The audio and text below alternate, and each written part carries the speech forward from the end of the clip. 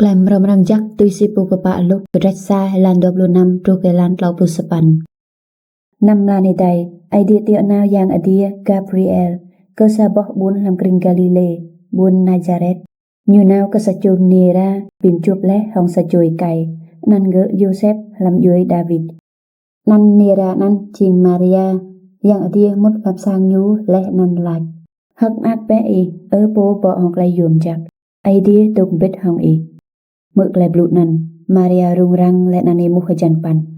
Si jin klay kekuh sanan. Yang adia lạch tam. Maria, đam hui kaya dah, mau klay yum jak idea. Nek này, serang deng tean kekieng kesacho nak ikai, rang bit nan nyu Jesu. Nyu serang jing prong, lại nan rang yêu nyu anak po tit long hin. Idea serang brai ke nyu chum tao David, ma nyu. Nyu serang kek kria yui Jacob long lar.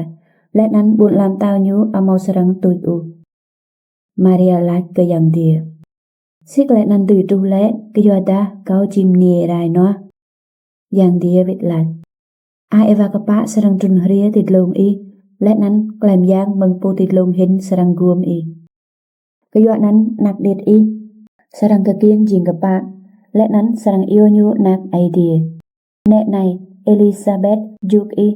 Cảm đun at nyu deng tean ke sacho nak ekaim se me mau leh 5 lan ke nyu ye rang la ching niềm plau ke yoda mau sam tam neng idea mau dinga Maria lach nek này kau jing ding vol nia ke idea pre idea nga ke kau tui si i lach leh nan yang idea ke bia đuôi